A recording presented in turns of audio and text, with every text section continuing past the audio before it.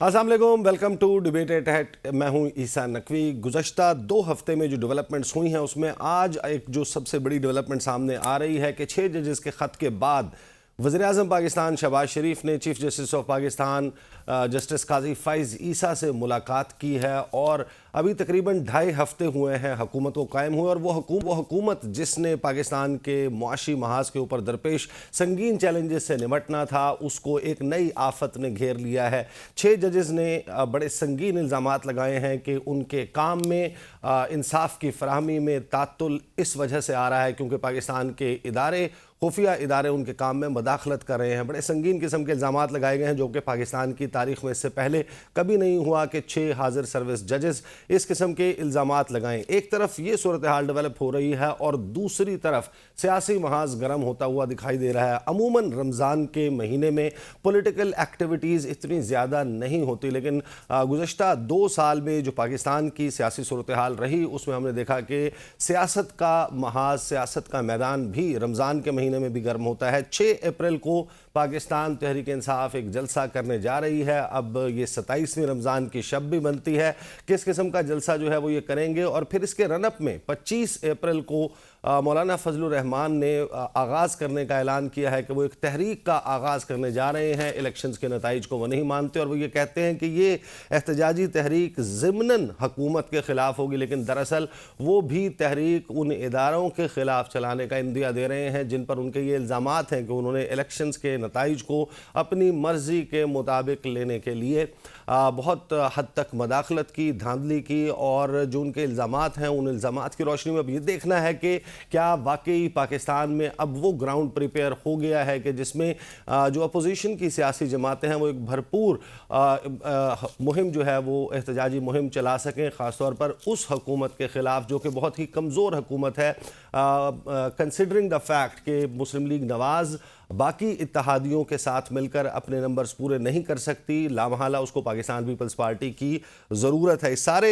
माहौल में जो वज़ीर-ए-आज़म की मुलाकात है, बहुत सारे लोग इसको भी तनकीद का निशाना बना रहे हैं कि chief executive of the country, क्योंकि जो 6 जजेस का ख़त है उसके पहले पैराग्राफ में ही जिसकी मदाखलत का तज़किरा किया गया है वो मेंबर्स ऑफ द एग्जीक्यूटिव हैं और वज़ीर-ए-आज़म इंतज़ामिया के हेड हैं, chief executive of the country हैं। जो इल्ज़ामात लगाए गए हैं वो उसी दौर के हैं जिस पर शहबाज शरीफ पहली मरतबा पाकिस्तान के वज़ीर-ए-आज़म थे और अब जब ये ख़त लिखा गया है और मदाखलत जारी रहने के हवाले से कहा गया है, ये भी वज़ीर-ए-आज़म शहबाज शरीफ का दौर हुकूमत है। इन तमाम मामलात पर बात करने के लिए मेरे साथ मौजूद होंगे स्काइप के ज़रिए हमें ज्वाइन जनाब जहांगीर जदून साहब, माहिर कानून हैं, मुझे ज्वाइन कर रहे हैं। पाकिस्तान पीपल्स पार्टी के रहनुमा जनाब फैसल करीम कुंडी साहब और मुझे ज्वाइन कर रहे हैं जनाब जुनेद अकबर ख़ान साहब, पाकिस्तान तहरीक इंसाफ के मेंबर हैं नेशनल असम्बली के। गुफ्तगू का आगाज़ जो है वो जदून साहब से करूँगा।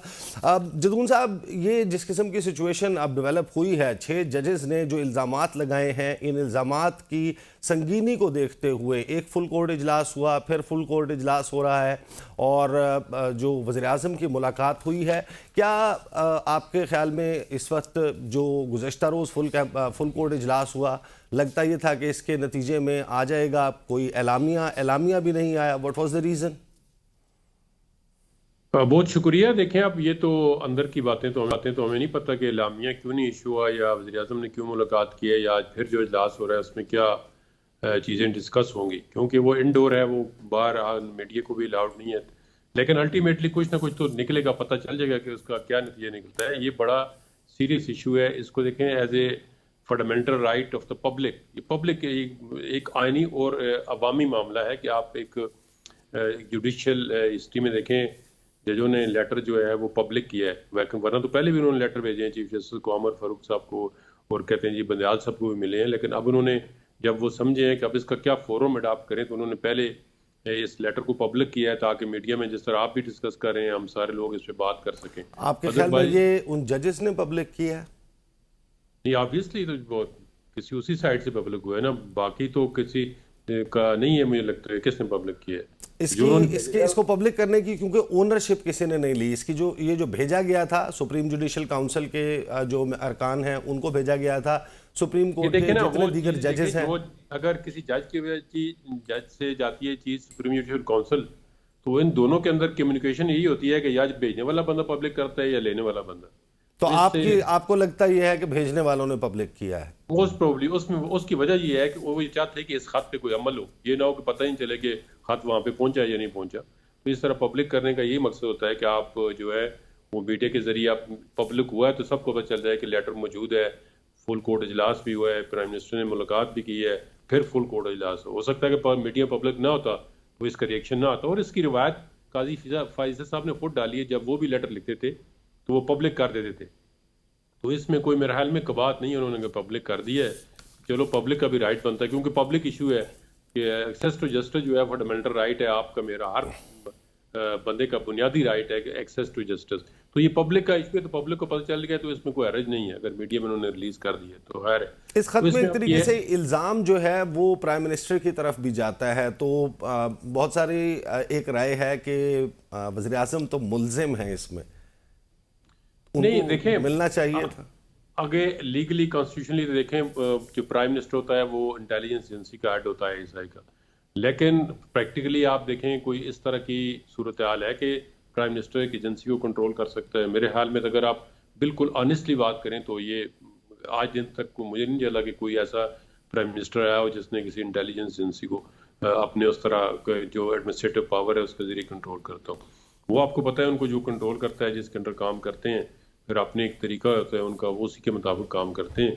तो यही बात है ना कि अगर जब आप आइन और कानून के दायरे में काम नहीं करेंगे तो फिर उससे मसाइल खड़े होते हैं, स्टेट के लिए भी, गवर्नमेंट के लिए भी, लोगों के लिए भी, पोलिटिकल पार्टीज के लिए भी। जो आप जदून साहब वज़ीर आज़म अपना फेस, अपना सीना सामने रखते हैं, चाहे जो भी वज़ीर आज़म हो, वो जो आप बात कर रहे हैं वो ये बात नहीं करते कि हम कंट्रोल नहीं करते, कोई और करता है। वो जब आकर खुद ओन कर लेते हैं कि जनाब देखें जो बंदा खुद इस चीज पे होता है वो नहीं कर सकता ना। देखें अगर देखें जज के पास कंटेम्प्ट पावर होती है तो उन्होंने ये लेटर लिखा है, क्यों नहीं कंटेम्प्ट पावर किसी को इशू की है अगर उनको अप्रोच कर रहा हो। ये सेंसिटिव मैटर होते हैं, इनके एक तरीकाकार निकालते हैं कि इसका कोई वे फॉरवर्ड क्या होता है। जज के पास तो आपको पता है ना, किसी वक्त भी आप करें ना जरा फोन जज को या तंग करें किसी रिश्तेदार के जरिए, कल मैं देखता हूँ आपको किस तरह कोर्ट में बुलाएंगे। इस तरह नहीं होता। उन्होंने भी एक तरीका अडॉप्ट किया है कि क्योंकि जो इस मुल्क के अंदर पावरफुल एजेंसीज होती हैं उनको एक टैकल करने का तरीका होता है। उन्हें पता था कि अगर हम बुलाएंगे हो सकता है ना आए तो फिर अगला अमल क्या करेंगे। तो ये एक इंस्टीट्यूशन की जिम्मेदारी है कि अगर एक इंस्टीट्यूशन का मामला है तो आप देखते हैं कि जुडिशरी प्लस जो है जो वकलाएं इस केस को किस तरह। मैं एक बात कर रहा हूँ, देखें ना इस पाकिस्तान के अंदर ये आज नहीं मामला हुआ, जुडिशल के अंदर वर्क के अंदर इंटरफेरेंस तो 76 ईयर से हो रही है। अब रिसेंटली जुल्फिकार अली भुट्टो का सुप्रीम कोर्ट ने कहा जी करेक्ट हम करते हैं जी, फेयर ट्रायल नहीं हुआ। वो फेयर ट्रायल इसलिए नहीं हो सका, उनके ऊपर प्रेशर था, उन्होंने प्रेशर में आके फैसला दिया, किसी की मंशा के मुताबिक फैसला दिया है। तो जब इस तरह फैसले कोई कराने की कोशिश करेगा या